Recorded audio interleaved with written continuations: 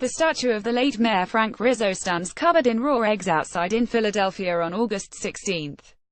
Matt Slocum map after a Confederate statue was torn down in Durham, North Carolina, this week, and others were pulled from their pedestals in Baltimore. Civil rights advocates in Philadelphia asked why not here. Of course, the city of brotherly love has no great Confederate legacy, and there are no memorials to Confederate generals or rebel soldiers in its public squares.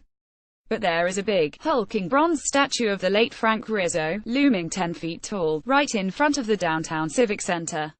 And though he's been dead for 26 years, plenty of African Americans still hate his guts. Rizzo served as Philadelphia's police commissioner and mayor in the 1960s and 1970s, during which time he was known for his defense of the white working class and his harsh, often brutal treatment of the city's black and gay communities. He was like a Joe Arpaio of Eastern Pennsylvania, a talking, unapologetic rogue who imposed his version of law and order with fervor.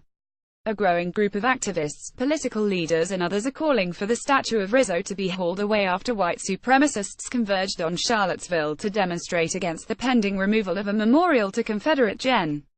Robert E. Lee. The so-called Unite the Right rally turned violent last weekend, leaving one counter-protester dead and others injured. In the days since, people outraged by the racist chants, Nazi regalia and hate-fueled bloodshed have declared open season on the country's Confederate monuments, saying they legitimize white supremacists. In Philadelphia, that push now extends to a more contemporary figure whose legacy many people in the city witnessed firsthand. Late Thursday night, someone scrawled "Black Power" in spray paint on the Rizzo statue. The day before, a New Jersey man was arrested after he pelted Rizzo's bronze likeness with eggs.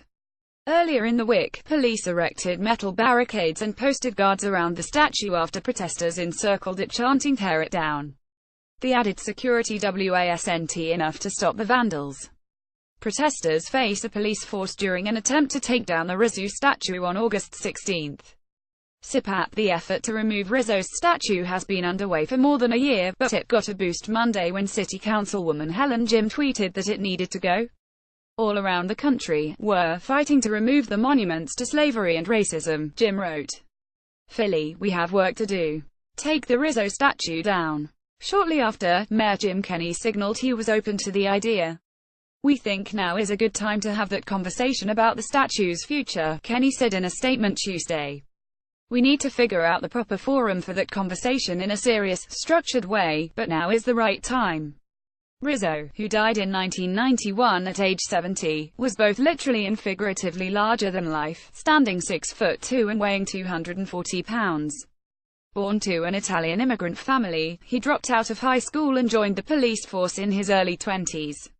He became police chief in 1967 and served as mayor from 1972 to 1980. There has hardly been a more polarizing figure in Philadelphia's history. Dispassionate conversation about Frank Rizzo is impossible, Philadelphia Daily News columnist Stu Bykowski wrote.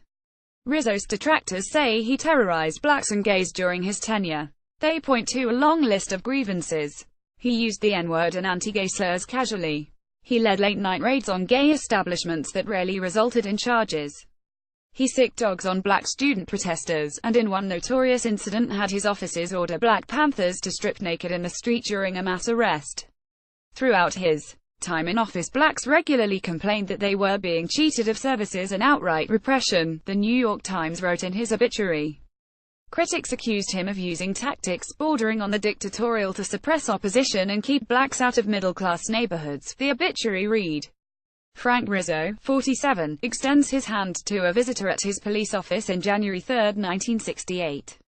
Bill Ackett, but his defenders say his iron hand as police commissioner and law and order focus in City Hall helped contain crime in Philadelphia at a time when it was rising in other major cities, the Times noted.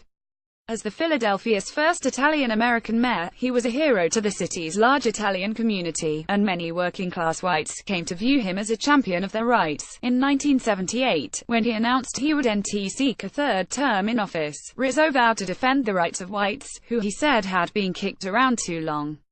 He told the Times that year, when blacks say something, it's to help their people. When the whites get together and ask for something, they're racist. Now where's the fairness here? I'm tired of hearing that. Rizzo's defenders insist he wasn't a bigot. Bykovsky, the Daily News columnist, noted that he had black guards in his security detail and counted the civil rights activist Novella Williams among his supporters. These things get overlooked because of his actual problems with segments of the black community, often because of members of his police force, Bykovsky wrote. The statue of Rizzo has been the subject of protest and controversy since it was erected in front of Philadelphia's Municipal Services Building downtown in 1998. The statue has always been a point of contention for people of color. Councilwoman Cindy Bass, who grew up in North Philadelphia during Rizzo's tenure as mayor, told the local website Billy Penn, "It's always been a lightning rod for us. Last August, Black Lives Matter activists protested in front of the statue and called for it to be taken down.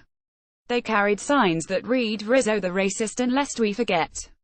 At one point, someone draped a Ku Klux Klan hood over Rizzo's head. When images of the demonstration circulated on social media, Rizzo's grandson, Joe Mastronardo, called a Philly Voice reporter who was covering the scene and asked to speak with Asa Khalif, one of the organizers. Here's how Philly Voice described the interaction. Suffice it to say, it was not a friendly conversation. It was a whole bunch of threats, like the MO of his grandfather. He grew up at the feet of his grandfather. He grew up with that kind of bullying, brutality and hateful speech," Khalif said after the conversation. "I didn't expect anything different." For his part, Mastronardo said that day that protesters are not moving a thing. Flash forward almost exactly a year to the day later, and Khalif says he's ready to tear the statue down himself if city leaders don't act. Get it off city property.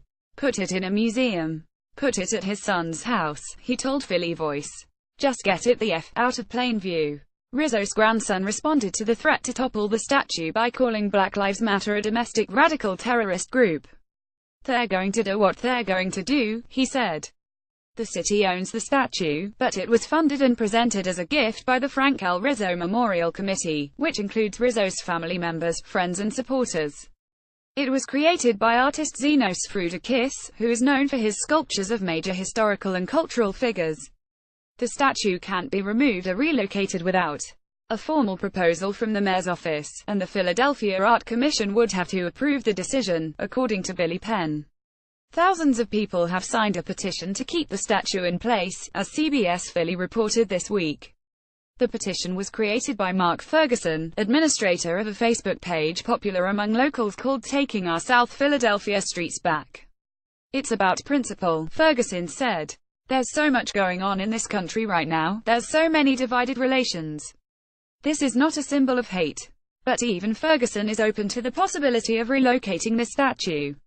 He proposed putting it at the city's Italian market downtown, where there's a giant painted mural of Rizzo. "There's all kinds of options," he told CBS Philly. Jim, the councilwoman who first called for the statue's removal, said she would introduce a measure to take it down when the council reconvenes in September. "You can't look at what happened in Charlottesville and Durham and what federal agencies are warning us about racism and violence that's on the rise and not, frankly, confront our own history in this area," Jim told Billy Penn. "Philadelphia doesn't get a pass just because we weren't part of the Confederacy." More from Morning Mix. Robert E. Lee discouraged monuments. "They keep open the sores of war," he wrote. Tina Fey urges Americans stay home from neo-Nazi rallies. Eat a sheep cake instead. Fox's James Murdoch blasts Trump on Charlottesville. "There are no good Nazis," Steve Bannon says. Rivals wetting themselves. Calls supremacists clowns. Contradicts Trump on end career. Ivanka Trump's rabbi deeply troubled by president's response to Charlottesville.